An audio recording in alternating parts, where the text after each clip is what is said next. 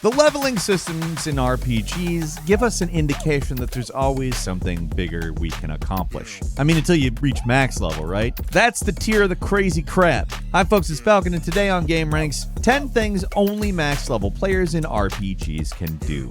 Starting off at number 10, The Witcher 3 defeating the entire Nilfgaard army single-handedly. One consistent theme of the Witcher series is that Geralt's just one guy who plays an important part in world events, but he can't change the way things are. Kings still make war, people suffer, and there's nothing he can do about it. At least until you reach the highest level. Geralt tops off at level 100 once you get the Blood and Wine expansion installed, and then maybe you can change things. Of course, just being max level isn't enough. You gotta be appropriately overpowered in your build as well. But with the right equipment, it's possible to just walk into the Nilfgaardian army and clean house. With everything set just right, too, these guys can't even touch you. So you got dozens of soldiers attacking you at once, but they're ultimately just buzzing around you like harmless flies. It does take a lot of patience, but you can get pretty much everybody angry at you. Like, get them all grouped up in one of the tents, and then it's time to start cutting through them. And you do so like fresh bread.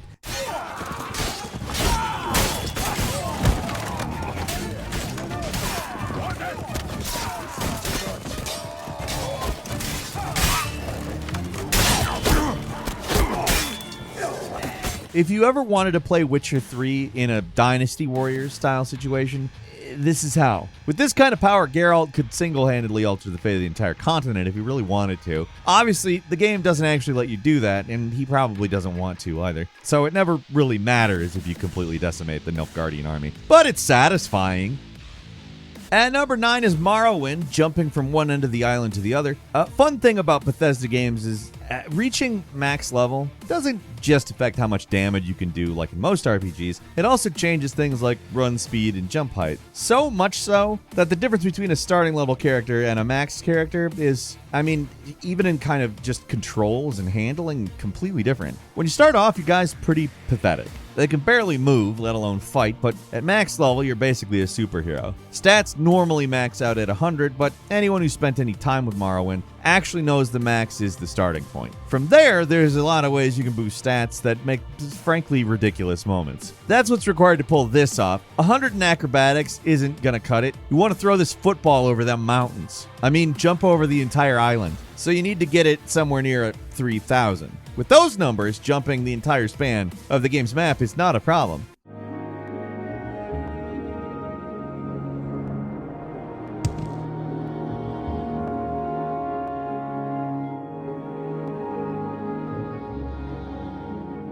It's honestly absurd how high this game lets you jump, and without mods, just how the game works. It's really fun to play around, but there's no power control every time you jump. You're just rocketed in the stratosphere, which is a bit of a problem, actually, but I mean, exactly what this list is about, good or bad. At number 8 is Divinity Original Sin 2, killing everything instantly with a chest.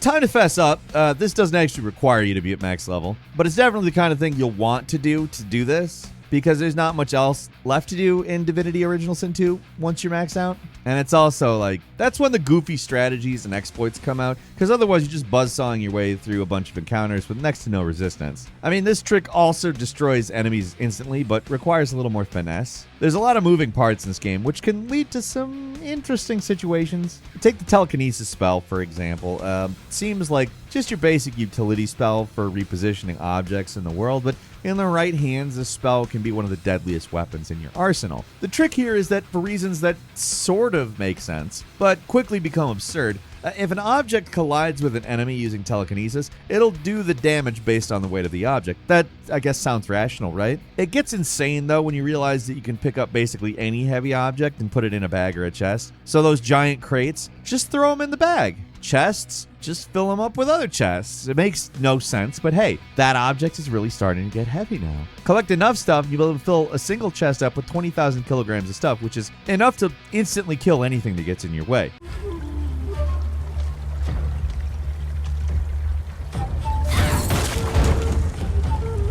This is the kind of video game you love to see, where gamey mechanics combined with attempts at realism and insane crap happens that is not correct but really enjoyable. At number 7, Skyrim, having the enemies just literally never notice you. Everybody says stealth is overpowered in Skyrim, and at max level, I don't think it's controversial to say that it is. This requires an absolutely absurd amount of points in stealth, but it's a sacrifice you'll have to make to be the ultimate sneaking master. For some reason at max level, when you sneak, you're just invisible, full stop. As long as you're crouched, you can move around in broad daylight directly in front of an enemy's line of sight, and somehow they're just like, that's nothing to pay attention to. Just that's air, just like everything else. Just air. A gust of wind. Like literally. If you stab like one of their buddies right in front of them, they'll go, oh, must have been the wind.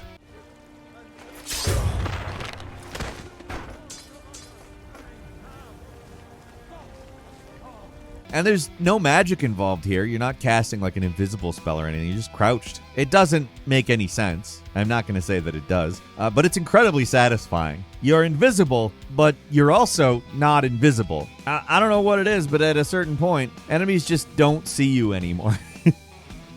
And number 6, showing Sparta who's boss in Assassin's Creed Odyssey. The Spartans are supposed to be the ultimate badasses of the ancient world, but even they have no idea how to respond when you roll into their capital fully decked out at max level. So levels max out at 99 in Odyssey, which is a pretty daunting task that's totally unnecessary to ever reach. You can finish the main story well before you're even in breathing distance of that number, but if you really want to be the best Greek mercenary you can be, maxing out at 99 can be pretty satisfying. And you're basically a walking god among mortals. No one can stop you at this point. Just look at your equipment and armor compared to the lesser beings around you. They're not going to be able to do anything to stop anything you try to pull.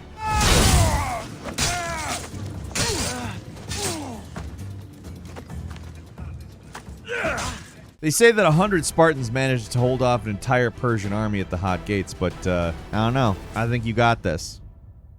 At number 5, tanking nukes like they're nothing in Fallout 4. Listen, it's fun to do goofy stuff when you're max level. It can take some work to make it happen, but it's fun to experiment. That's all well and good. But half the fun of being overpowered is seeing just how much you can get away with, and not many games let you soak up quite as much damage as Fallout 4. I mean, this is a game where you can tank a direct hit from a tactical nuke, and it'll feel like a mosquito bite.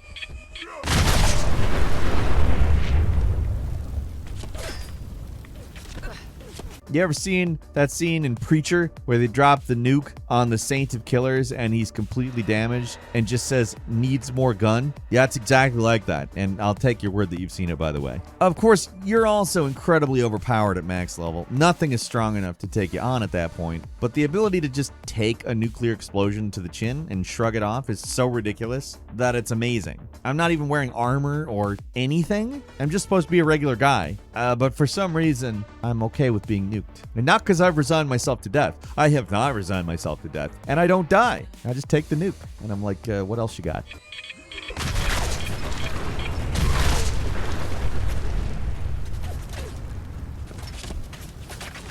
And number 4 is Undertale.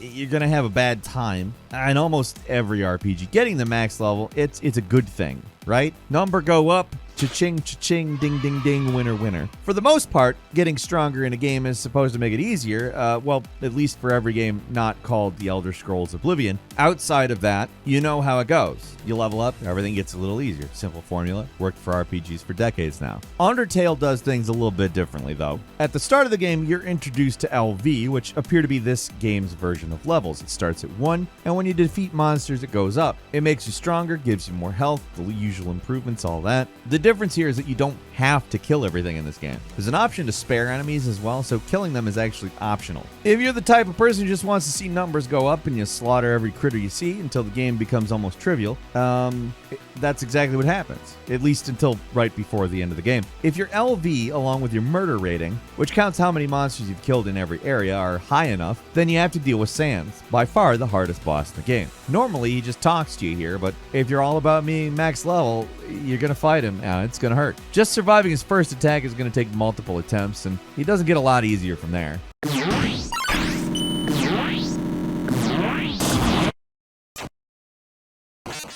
In pretty much every other game, being max level is a fun, easygoing experience that makes you basically unstoppable. In Undertale, it's a grim death march where you gotta fight the most difficult enemy in the game who doesn't otherwise attack you for any other reason.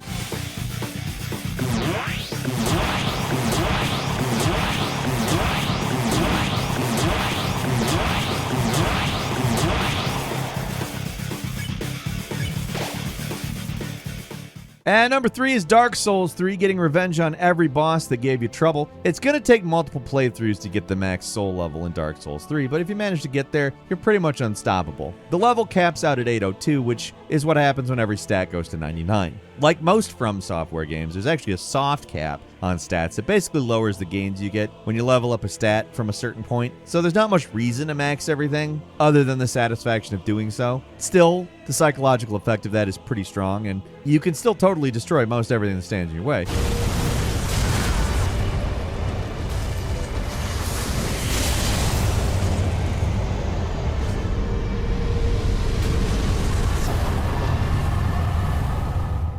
Gunder, one hit. Vort, no problem. Basically everything dies from a single tap, and there's just something really satisfying about going through this game, destroying everything in moments, where the first time you went through it took hours, or at least seemed like it did.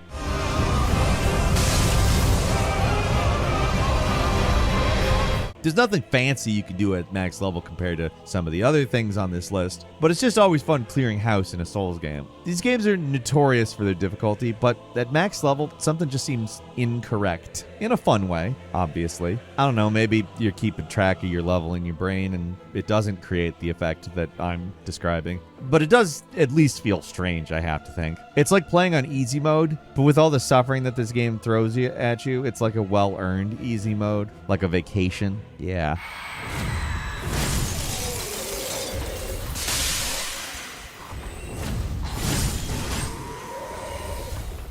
And number 2 is Fallout New Vegas, conquering New Vegas with your fists. The Fallout games are all about guns, but at the max level, you really don't need them. Yeah, you can take the world on with an assortment of crazy high-powered guns if you want, but it's a lot funnier dealing with the many threats of the Mojave just by punching them. Stack up enough points in unarmed, equip a ridiculous fist weapon, and just go to town on anything that stands in your way. With high luck, you'll be getting criticals all the time, and that completely bypasses armor and does absurd damage.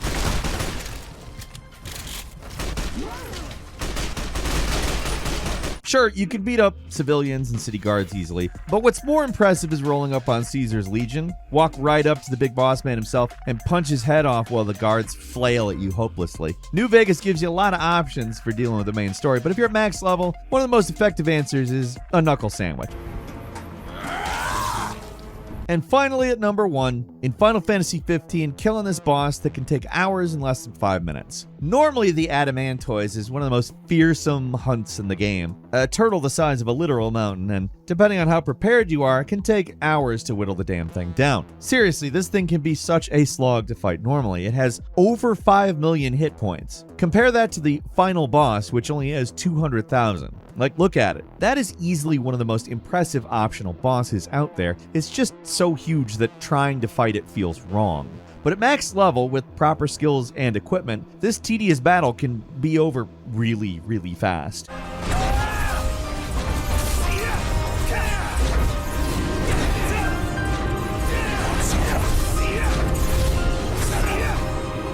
It all comes down to the amount of damage you can put out, which is exponentially higher than normal at max level. In any RPG, especially a JRPG, you can see a huge difference in damage from when you start the game to when you end it, and Final Fantasy XV might be the most drastic example of all of them. You're literally fighting a mountain that turned out to be a turtle. I don't care if the damn thing turned out to be a bunny rabbit. You're this size, and it's that size. It's jarring, but pretty impressive when you pull it off.